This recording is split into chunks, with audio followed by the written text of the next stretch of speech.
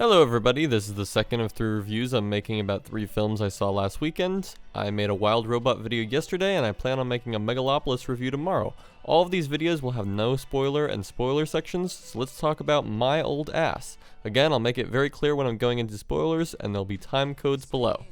My Old Ass is the second film written and directed by Megan Park. Her first film is The Fallout from 2021, starring Jenna Ortega, which I have not seen.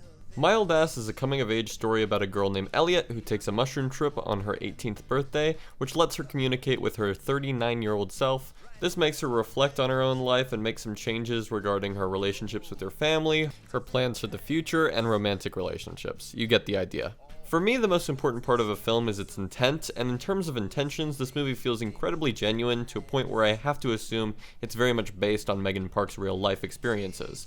I love feeling that way about a movie. I think my problems come with the story. I've seen so many coming-of-age stories like this, about reconnecting with one's family and figuring out your place in the world and falling in love at a young age, and there really wasn't much about this movie that felt that special. The most I could say is this movie's protagonist was queer, and I really liked how non-important that was to the actual story. It's very, very rare, especially prior to the 2010s, to find characters in a movie that just happen to be queer and the story isn't like a coming out story or something.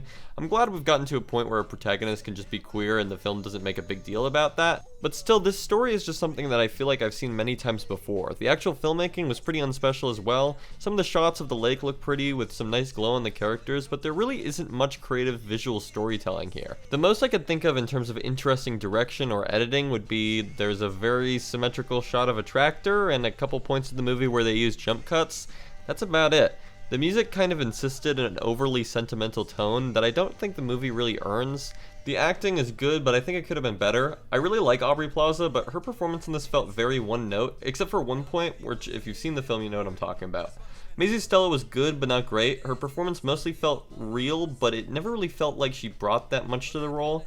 She had good chemistry with Aubrey Plaza, but it never once felt like they were actually the same person. I think my favorite performance was actually Percy White. He kind of reminded me of people I know in real life. He felt the most real for me for whatever reason. So yeah, kind of a mixed review from me. I don't really have strong feelings on this movie either way. There were some comedic moments that I thought fell flat, some of it was good. Nothing was offensively bad or exceptional, it was just mostly fine. But it's also not really for me, and it's not something I really related to, so if this looks like it might be something that you may connect with, again, it's very sincere and you may really love it. Still though, even if I really did enjoy the writing, there's nothing about the filmmaking that's that interesting or entertaining to me. And since I didn't actually connect with the story much, there really wasn't much for me to chew on and I got kind of bored. But this movie is super short, so if you are interested, it's not a big investment. If you liked Coda and thought it deserved its win for Best Picture at the 2022 Oscars, then you'll probably love this. Anyways, time for spoilers. The beginning of this film felt kind of flat for me. There was nothing really that got me interested into the main character, which I think kind of made the movie suffer as a whole. It does get into the whole mushroom trip aspect pretty quickly though, so I enjoyed that. But then after that point was over, the movie felt pretty aimless for me. There really wasn't anything investing me into the story. I think that line about Chad from Aubrey Plaza may have been intriguing for some people, but I thought it was a joke and not the actual plot of the movie, so it definitely didn't have that effect for me.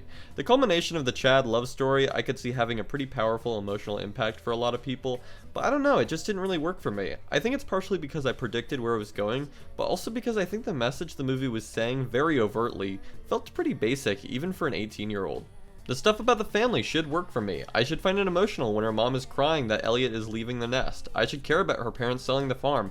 I should enjoy her earnest attempts to reconnect with her brother. I should find her younger brother's crush on Saoirse Ronan cute and funny, but I just didn't because I felt like I've seen these types of story beats and dynamics and jokes 100 times before. And it's not to say they're bad, but there was nothing about them that earned me caring about them because none of these aspects have an interesting payoff or anything. I kind of enjoyed the stuff with her and her older self, but part of me just wanted them to have more fun with this concept.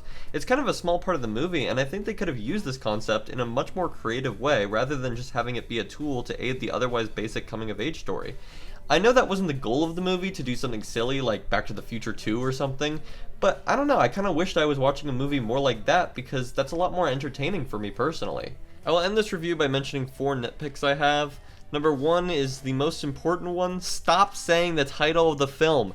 Every time they say "my old ass" in this movie, it felt cheesy and forced. It never fit in the context in which it was said, so stop throwing it into the movie. This isn't quite on the level of What? We still got a Suicide Squad? But it was very annoying and unearned. Nitpick number 2. How did Chad come up from the water in his first scene? Maisie Stella is going into the lake, and then she's there for like 5 minutes, and then Chad pops his head out of the water. He couldn't have held his breath for that long. She would have seen him jump into the water if he did that after she arrived. Where did he come from? This feels impossible. Nitpick number 3. One of Elliot's friends finds a rabbit during their mushroom trip that is clearly not a wild rabbit. Like, yes, I know this stuff because I have pet rabbits, but I think it would be very obvious to anyone watching the movie that this is a domestic rabbit. Nitpick number 4. There are 2 points in the movie where characters say they resemble other characters, and they don't. Elliot says Aubrey Plaza looks like her mom. No, she doesn't. Chad says Elliot looks like her dad. No, she doesn't. With all that being said, I really didn't dislike this movie, I just didn't really enjoy it that much either. Not much to say about it either way, so I'm going to give it 2.5 stars, although I'm closer to a 3 than a 2. Thank you everybody, all comments and ratings are very much appreciated on the Michael Mann channel, so take care.